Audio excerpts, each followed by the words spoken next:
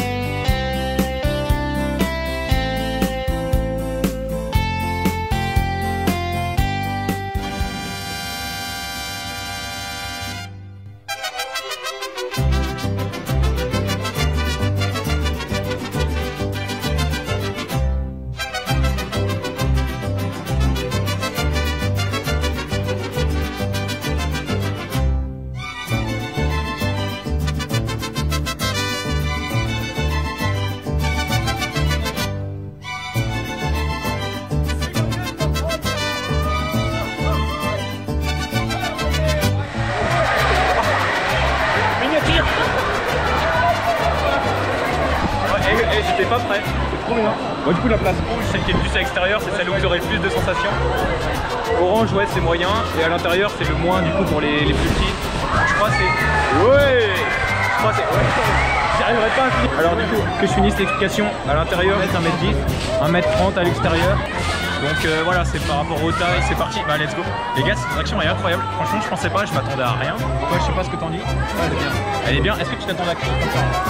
Non, franchement même les airtime, je pensais pas. Quand ça saute, c'est sympa. Hein. La marche arrière, ouais, et là ça va commencer à sauter. On n'est pas prêt, on n'est pas prêt. On n'est pas prêt. Ouais. Ah, c'est insane. Bravo Frépertuis pour la théma, etc. El Molcajete, vraiment le nom les gars, vous avez abusé. Mais même tout ce qui est théma, franchement c'est cool. Technical Park, ils ont géré avec l'attraction, c'est vraiment cool. On n'a pas beaucoup d'attractions comme ça en plus dans le coin, donc c'est vraiment sympa. J'adore. On va dire. Bah franchement je valide. Ah ça par contre un peu moins. C'est ce que j'allais dire, c'est sûr. Bravo Frépertuis pour cette nouveauté. C'est vrai qu'on voit qu'ils ont toujours des attractions originales. Comme les dressines, on n'en a pas beaucoup dans le coin. Ça pareil. Bon alors petit débrief, je crois que vous avez compris, hein, vraiment c'est validé à 1000%. On voit qu'effectivement l'attraction est déjà victime de son succès. C'est vrai que voilà, la file déborde déjà sur les allées. Le rendement voilà, c'est toujours le... En vrai c'est beaucoup de personnes à chaque tour. Ouais, je crois qu'il y a 43 personnes, c'est possible.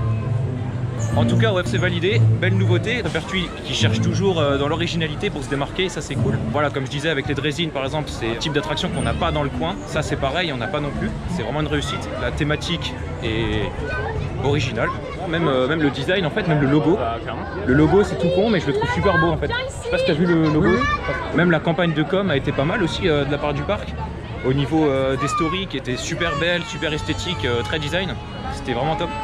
Donc bravo au parc, c'est vrai, Frépertuis ça reste un petit parc en France, hein, mais qui commence vraiment à se démarquer, depuis quelques années déjà. Et voilà, grâce à ce genre d'attraction, à ce genre d'investissement, on est quand même sur 1 200 000 € d'investissement pour El Molcayete. Voilà, vous aurez compris, j'ai pas pris mexicain ni espagnol LV2. Donc voilà, franchement cool, on valide. T'as une note à donner, Antoine? Aïe, aïe, aïe. Dans l'état actuel, je penserais quand même sur un 6. 6 sur 10. Il manque quand même la théma encore. Il manque la théma, ouais. C'est vrai que je vois qu'ils vont finir, mais il manque quand même. Petit aparté dans la vidéo pour vous parler de l'histoire peu commune du parc de Frépertuis.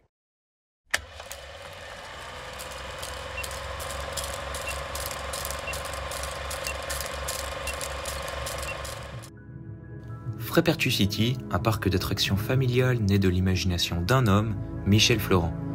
Mais savez-vous ce qui a mené à un tel succès et au parc maintes fois primé que nous connaissons aujourd'hui? Eh bien, c'est l'histoire que j'aimerais vous conter.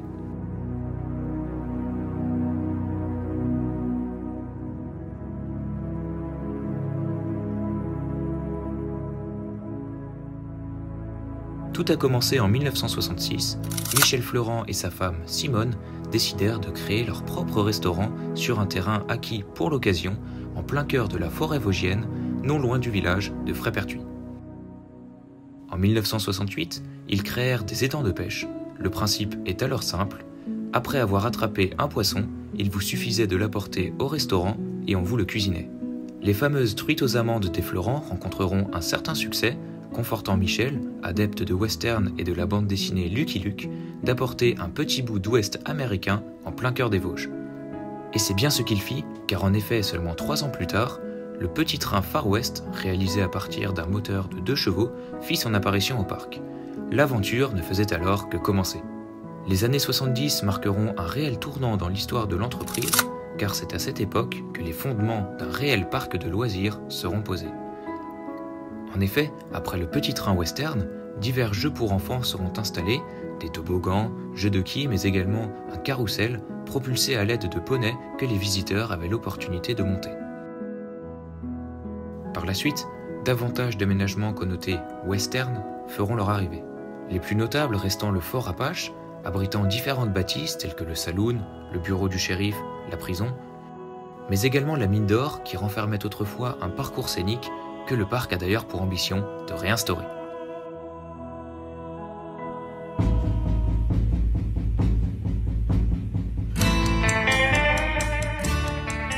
Les années 90 seront le théâtre d'une véritable expansion de l'entreprise, avec l'installation de plusieurs attractions majeures, pour certaines encore en service de nos jours. Cependant, la success story ne pouvait pas durer éternellement. En 2006, et malgré l'ajout d'une nouvelle version de la mine d'or ainsi que du ciné Desperados, attraction alors inédite en France, le parc essuya une bien mauvaise saison avec une baisse importante de sa fréquentation. Cependant, ces nouveaux dirigeants nommés quelques années plus tôt, à la suite du départ en retraite de leurs parents, Sophie, Annick, Patrice et Nadia, ne baissèrent pas les bras, en étendant encore l'offre de leur parc les années suivantes avec l'ajout de nouvelles attractions destinées aux familles. Les bisons rusés, la chevauchée ainsi que le cactus, une shoot, tilt and drop tower de 19 mètres, qui en fera d'ailleurs frissonner plus d'un de par sa bascule inattendue et dont le parc n'avait pas communiqué l'existence afin de garder le mystère, feront leur apparition sur le parc. Jusqu'alors, la cible principale du parc restait les familles ainsi que les enfants relativement jeunes, jusqu'en 2011, année qui marqua un tournant dans l'histoire de l'entreprise. En effet, une nouveauté, et pas des moindres, fit son arrivée sur le parc. Timber Drop, un roller coaster à sensations proposant plusieurs figures à vous couper le souffle. Vrille, virage serré et surtout une pente avec une inclinaison de 113 degrés, ce qui valut au parc un record mondial, sont au programme de cette nouvelle aventure. Le parc continua sur cette voie en inaugurant Golden Driller en 2007, une tour culminant à 66 mètres et offrant à ses passagers une chute libre à une vitesse de 90 km/h. Eh bien, quelle histoire! Qui aurait cru qu'une idée aussi fantaisiste pour l'époque que de créer un parc d'attractions au cœur de la forêt des Vosges aurait pu prendre une telle ampleur?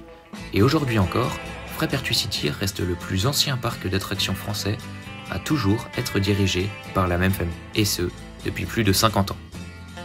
C'est parti maintenant, l'heure est venue de s'engager directement sur Timber Drop. Vous voyez l'entrée juste au-dessus. Perso, c'est la première fois que je le fais. Antoine l'a déjà fait par le passé. Donc on est sur un délire un petit peu bûcheron comme ça, américain. Très sympa. Voilà. Bon, on vient vraiment de rentrer dans la file d'attente. Il y a un peu de monde, mais ça va. Franchement. Voilà. On passe tout près des rails et ça, franchement, c'est cool. Ça, on aime bien.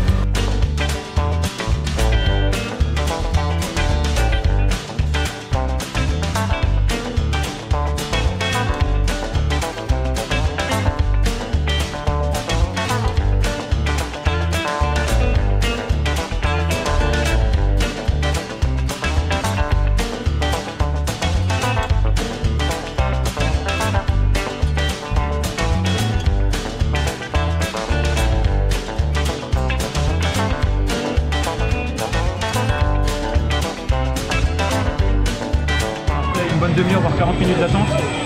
Ouais, 30-40. On est parti sur Timber Drop les gars. Un mec, je suis pas très rassuré. Moi j'ai peur. Ah, ah.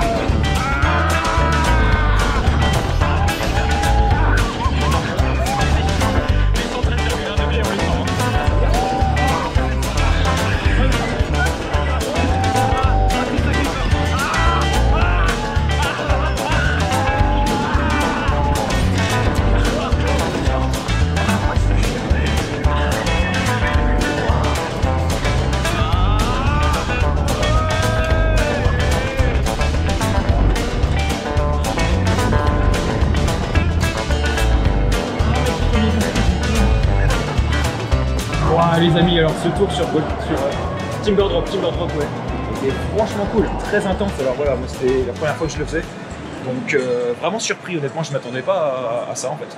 La pente à 113,1, c'est vraiment une valeur ajoutée de ça, ça apporte vraiment quelque chose à l'attraction, c'est top.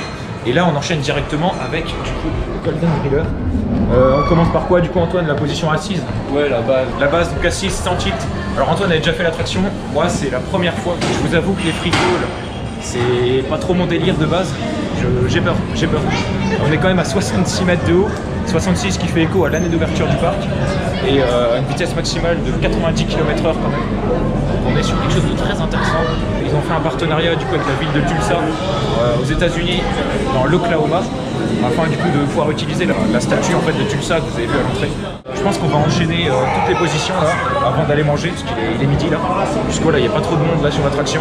Aujourd'hui sur le parc, on a surtout des enfants, pas mal de bus, de colonies de vacances, etc. Donc sur les grosses attractions, voilà, il n'y a pas trop de monde. Enfin, en tout cas, Golden Driller en ce moment, il n'y a pas beaucoup de monde. Timber Drop, voilà, il y a un rendement un petit peu moyen, on va dire. Donc on a quand même attendu une bonne demi-heure, 40 minutes. Et voilà, ici sur le Golden Driller, on va pouvoir enchaîner vraiment toutes les positions avant le repas. Qu'est-ce que je fous là, bordel? C'est vrai que c'est haut. Je regarde pas en haut, mec, parce que sinon c'est la merde. Si je regarde en haut, c'est bon. Non. Non. Non.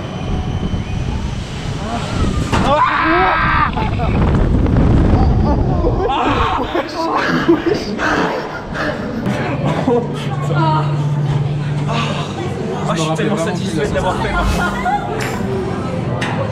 je suis kiffé. Non, c'est ça.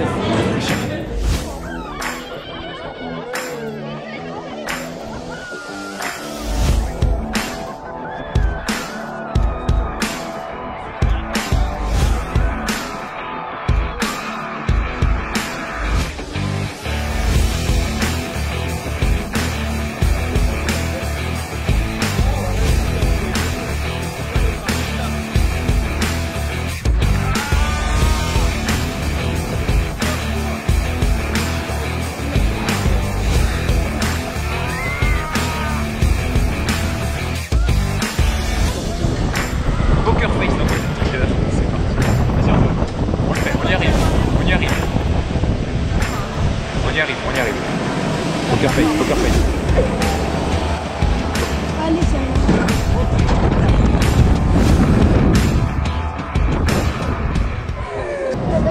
Selon vous, le défi est-il réussi? Dites-le nous en commentaire. Est-ce qu'on ferait pas un petit débrief du coup de Golden Driller des 4 positions qu'on a pu tester? Alors on a commencé du coup, pour commencer tranquille, avec assis sans tilt. Ensuite on a fait debout avec plateforme tilt. Ensuite on a fait à califourchon tilt et maintenant du coup assis tilt. Toi c'était laquelle t'as préféré Antoine? Moi en vrai, celle où t'as la plateforme en dessous. La plateforme, en vrai moi aussi je pense. Elle était pas mal. C'est vrai que c'est la meilleure vue parce qu'on est vraiment du coup face aux attractions un peu. Petite note pour l'attraction peut-être. Ouais, je vais revenir sur le même point.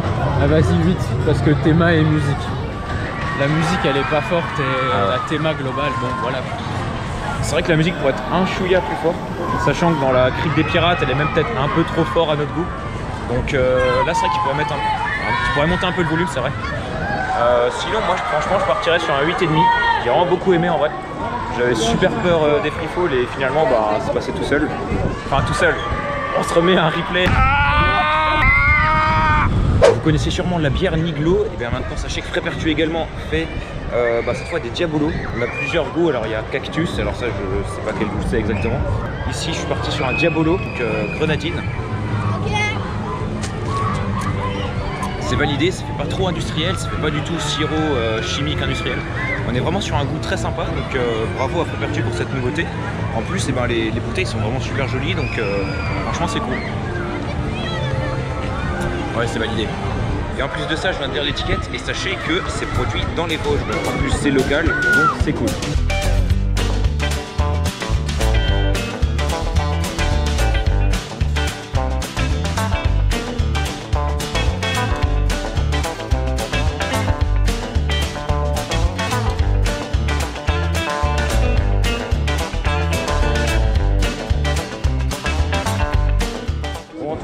Verdict sur Desperados City. Ça passe. Ça passe. C'est vrai que tu vois que l'animation elle est plus toute jeune quoi. N'empêche, le ride system, moi j'aime bien. J'ai bien aimé quand même, mais c'est vrai que voilà, l'animation, ça pourrait être remis un peu au bout du jour, refaire un nouveau film en fait. Perso, depuis que je connais l'attraction, c'est ce film, donc je pense qu'il a pas changé. Il me semble qu'il a juste changé une année, c'est quand ils ont ouvert la Crique des Pirates. Mais sinon, ouais, ça a été le même depuis le début. Qu'est-ce qu'on fait maintenant, Antoine? Timber Drop, deuxième tour, allez, on va voir ça, c'est parti.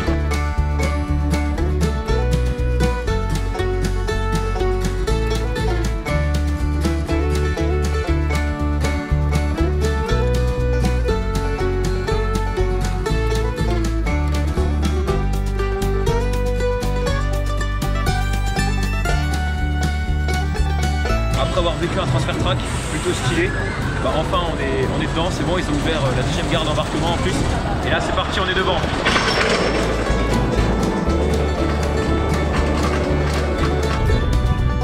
J'avais oublié la sensation ici.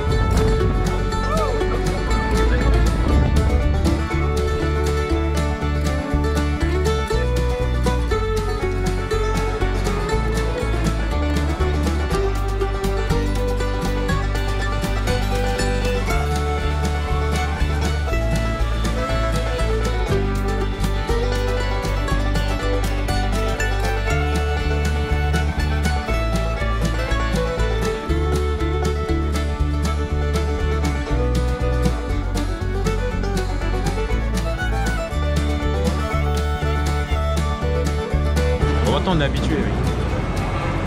C'est quoi la 7e fois du coup qu'on le fait aujourd'hui? Ouais, 7e fois. Ouh.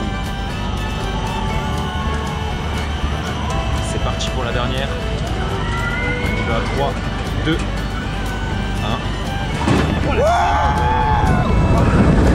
1. Mec, j'ai mon t-shirt qui l'a remonté. Et oui, vous l'aurez vu, Billy m'a mis un gigavent. Non, c'était Dolly. C'était Dolly qui m'a mis un gigavent. Bon. Du coup on se dirige clairement pas vers le bon endroit. On va essayer de se faire Grand Canyon. Il y avait pas mal de monde toute la journée. Donc là on voit que la file a l'air vide. Enfin à l'extérieur en tout cas il n'y a plus personne.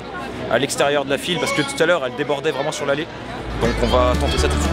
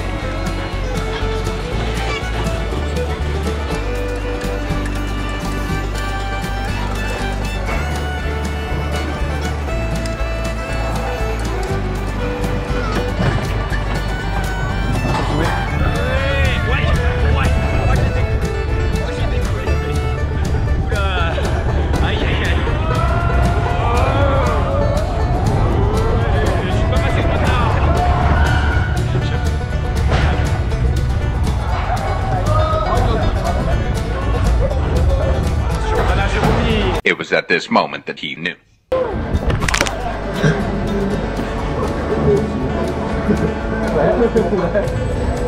Je m'attendais tellement pas à ça. C'était pas surjoué. Donc on sort du Grand Canyon, très bon ride, franchement c'était marrant. Donc attraction tout de même assez familiale, hein, voilà c'est le but. On est dans un parc familial, tous les deux, c'est vrai qu'on n'est pas forcément la cible du parc. On est peut-être un peu quand même déjà assez... N'empêche qu'on passe quand même une super journée, enfin c'est cool, on a fait pas mal de Golden Driller, de Timber Drop, puis ouais on s'amuse bien, c'est cool. Donc cette fois on va refaire un petit El Molcajete. On va inverser, du coup cette fois-ci je me mettrai côté rouge pour voir ce que ça donne, c'est du coup le côté le plus intense comme je vous le disais tout à l'heure. Et il y a de nouveau pas mal d'attentes. C'est parti sur le rouge cette fois. La roche est derrière. Ce matin il y a eu un petit problème de harnais, on a vu un opérateur qui bidouillait un peu dessus, donc je pense qu'il y a un petit souci, donc ils ont carrément fermé. Wow, fermé la nacelle du coup pour pas qu'elle... Wow, wow. Ah ouais. Ah ouais. Ah ça décolle. Ça décolle. Wow. Ah oui c'est pas la même hein. Ah c'est pas la même. Là on décolle du siège. Ah mec, il y a quand même une grosse différence hein. Ah ouais. Ah ouais. Ouais genre sur le rouge là vraiment on décolle un peu du siège quand même hein. Sur l'orange ce matin c'était quand même pour moi le cas. Là vraiment j'ai décollé. Ah oui. Ah oui clairement. Ah oui. Moi c'est quoi la durée de vie des terrains? Petit logo El Molcajete qui est plutôt sympathique je trouve. Effectivement. Ah ouais non je confirme c'est pas pareil qu'au milieu. Hein. Effectivement. Ouais je vois la vie. Pas mal de sensations ouais sur le rouge. Hein.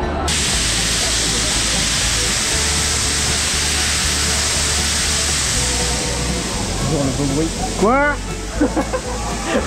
Toujours beau bruit.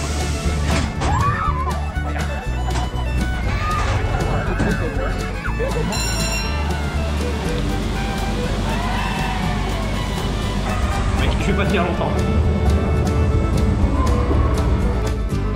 Oh de merde.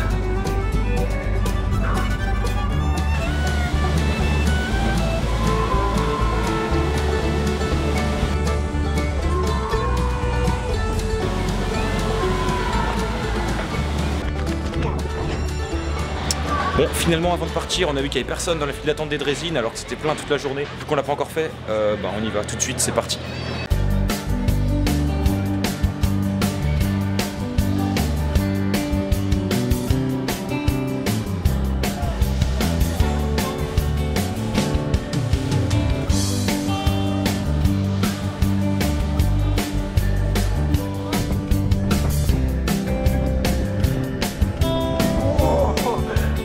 Il est content, il est satisfait. L'attraction est très belle, belle thématique, belle thématisation. Antoine qui s'amuse avec le son. On a la smoke, la fumée. Non franchement c'est cool hein. C'est une belle nouveauté, enfin une nouveauté du coup qui a déjà un an il me semble. Qui a été primée d'ailleurs au Park Fan Award. Et voilà, ça y est, on finit cette bien belle journée sur un problème de micro. Et oui, j'ai oublié d'activer le micro pour l'outro, mais c'est pas grave, je vais vous en faire une en voix off tout de suite. Donc, tout ce que je peux dire, c'est que cette journée a vraiment été cool, honnêtement, on s'est vraiment amusé. Même si c'est vrai qu'avec Antoine, on a 16 ans, donc on n'est pas forcément la cible première du parc, hein, ça reste les familles, comme je l'ai dit tout à l'heure. Mais ça n'empêche qu'on a pu faire de très bonnes attractions, comme Timber Drop, Golden Driller, le Grand Canyon, de très belles nouveautés, comme El Molcajete et les drésines, qu'on n'avait pas pu faire du coup auparavant. Donc non, franchement, c'était une super journée sur le parc. Frépertuis, c'est vrai que ça reste un petit parc d'attractions au niveau de la France, mais qui se démarque tout de même depuis quelques années par voilà ce genre de nouveautés, toujours hors du commun, toujours exceptionnel, avec une belle thématique, une belle thématisation également. Et c'est ce qu'on aime, c'est ce qu'on veut, bravo Frépertuis City. Et c'est donc sur ces belles paroles que la vidéo s'achève. C'était Lucas et Antoine sur Coaster Park News. Ciao!